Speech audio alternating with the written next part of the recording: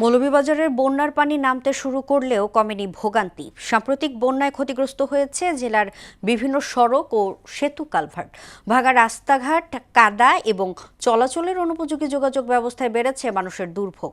ব্যাহত হচ্ছে স্বাভাবিক জীবনযাত্রা। বিকাশ দাসের তথ্যচিত্রে তাসিন তাইনের প্রতিবেদন।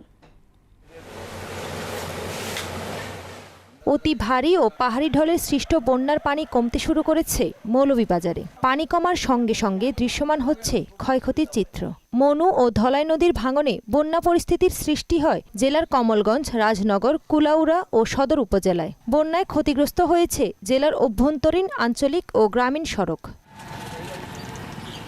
শুধু পাকা সড়ক নয়, বন্যার পানিতে সবচেয়ে বেশি ক্ষতিগ্রস্ত হয়েছে গ্রামীণ কাঁচা সড়কগুলো। এতে যানবাহন চলাচল ব্যাহত হচ্ছে। চরম দুর্ভোগে পড়েছেন স্থানীয় বাসিন্দারা। এই রাস্তা একবারে খারাপ হয়ে গেছে গিয়া, বাঙ্গিয়া টাঙ্গিয়া শেষ, গুলাই বন্যা এটা গেছে গিয়া। এখানে পশ্চিম খান্দিগাঁও এবং পশ্চিম গুড়ামারা 62টা পরিবার আছে, কিন্তু এই রাস্তার পরিস্থিতিটা খুব খারাপ। বন্যার সময় এখানে হাঁটু পর্যন্ত পানি আসে, যার কারণে আমাদের স্কুল কলেজে পরীক্ষার জন্য অনেক সমস্যা হয়। কোনো জায়গায় হাঁটু পর্যন্ত পানি হয়ে যায় এই রাস্তার মধ্যে, খানাখন্দ হয়ে এই রাস্তাটা পুরোপুরি প্রায় নষ্ট হয়ে গেছে। রুগী লিখে যাওয়া যায় না, মানে এরকম সমস্যা, মানে খুব কষ্ট হয় এবং ডেলিভারি বাচ্চাও মারা যায়। এলজিইডি বলছে জেলার 7 উপজেলায় প্রায় 54টি সড়কে 138 কিলোমিটার সড়ক ক্ষতিগ্রস্ত হয়েছে। এছাড়া ক্ষতিগ্রস্ত হয়েছে 60টি ব্রিজ, কালভার্টের প্রায় 38 মিটার অংশ।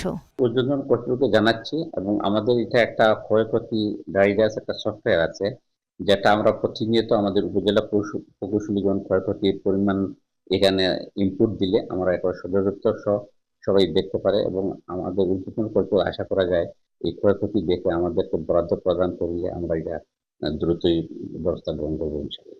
বন্যায় প্রাথমিক ক্ষয়ক্ষতির পরিমাণ প্রায় 70 কোটি টাকা। তবে পানি পুরোপুরি নেমে গেলে ক্ষয়ক্ষতির পরিমাণ আরও বাড়তে পারে বলে আশঙ্কা করছেন এলাকাবাসী।